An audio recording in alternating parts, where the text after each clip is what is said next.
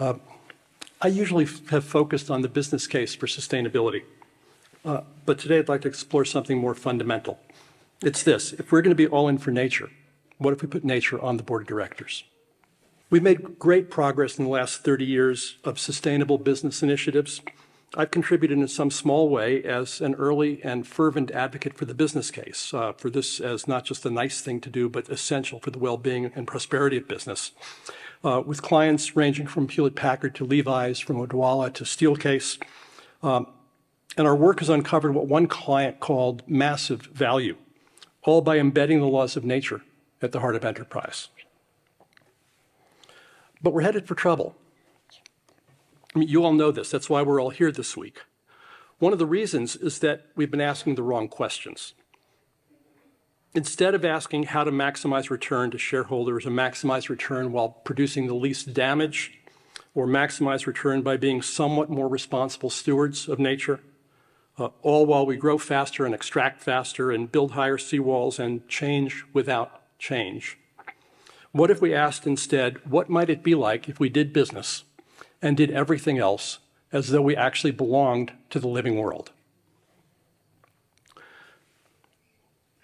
Bruno Latour, in his book Down to Earth, proposed that we return to Earth as Earthlings. He called us Terrans on the planet Terra, living among all the other terrestrial beings. My mentor, Buckminster Fuller, offered a thought experiment that I'd like to do with you here. Hold your hands out, close your eyes, imagine that you're holding a basketball. You all know how big a basketball is. Feel that in your hands. Now imagine that the basketball is actually stainless steel, polished stainless steel. Exhale on it. Notice how your breath fogs the steel. That film of water vapor on that 12-inch diameter stainless steel ball is thicker to scale than the biosphere. The ball is rougher to scale than the surface of the planet. Everything that we do, everything that we value is there within that thin film. So what might it be like if we did business as though we belonged to that thin layer of life wrapped around an 8,000-mile diameter ball of rock, hurtling through space at 18,000 miles an hour? And to paraphrase Bucky,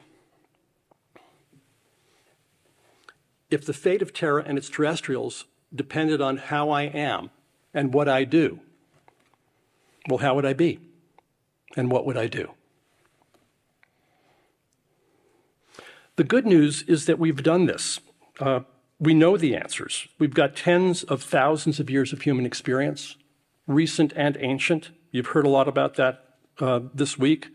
In Ecuador and New Zealand and other jurisdictions have established legal rights, legal standing for rivers. First Nations in Canada are incorporating traditional ecological knowledge into their governance practices. Aboriginal Australian Dreamtime law is a complex and multifaceted system of beliefs and laws and practices and stories that guide many aspects of traditional Aboriginal life. This approach is evoked in Starhawk's novel, The Fifth Sacred Thing, where governing councils include people standing for redwood and river and eagle and wolf and soil in the council. This is not just about techniques and protocols. This is embedded in the culture and the practices of traditional societies, and perhaps someday in ours. This is hinted at in Deuteronomy, where we're commanded to therefore choose life that you and your children may live. So what could we do? Let me ask you to consider, if you did choose to do business and everything else as though you actually belong to the living world, how might you mobilize and manage and measure and manifest that being, that belonging? How would you, as a director, an executive, a manager, an employee, a customer, a supplier, an investor, a regulator, how would you know that that was happening? How would you know that it was happening well? Elements could include operations that don't waste materials or energy or ecological potential, management systems that disclose reality and disclose risk, organizational systems that bring everyone onto the same page and that same sense of belonging.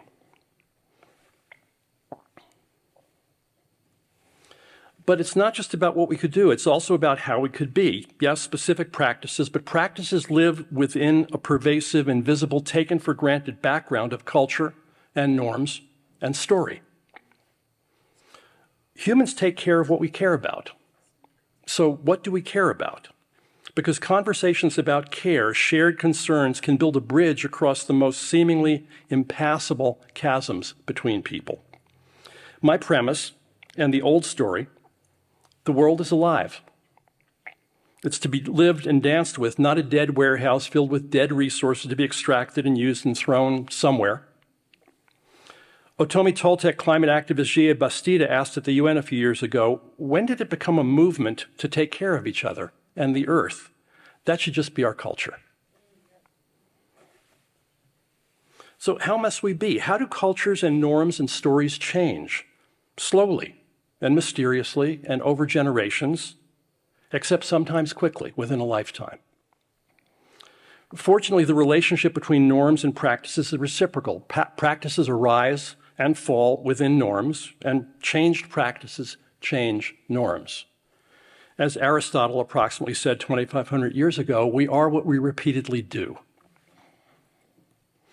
So lest this sound abstract, Walmart's prodigious sustainability journey began when CEO Lee Scott and a few other corporate executives traversed the globe with Conservation International and Environmental Defense and others to better understand what was at stake on the ground in their supply chain, farms and communities around the world. And Scott asked, what if we used our size and resources to make this country and this earth an even better place for all of us, customers, associates, children, generations unborn?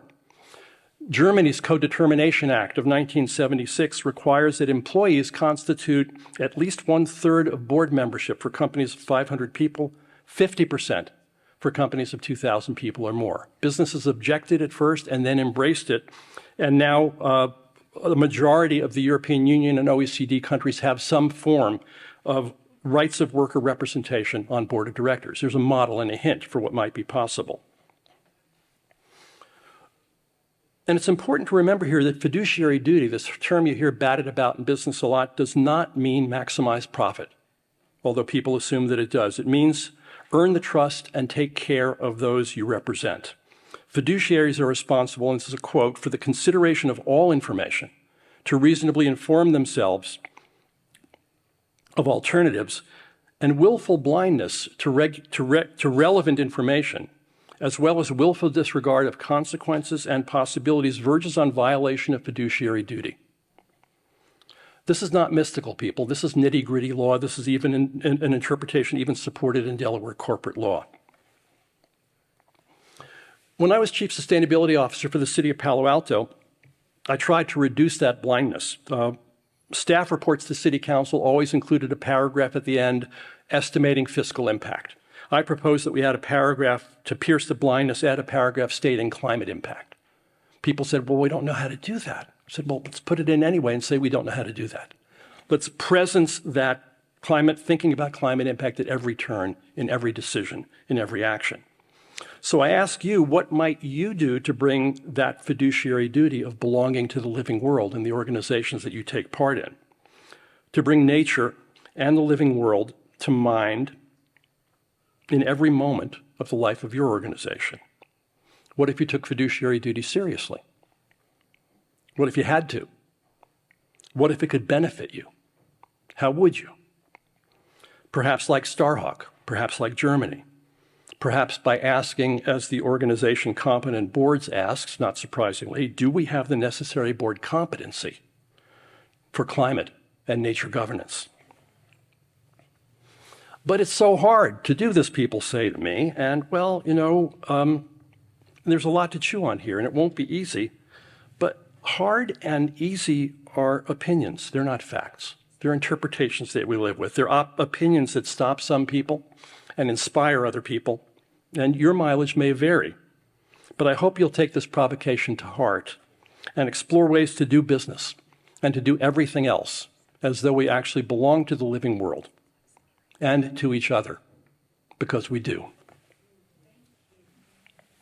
So, thank you.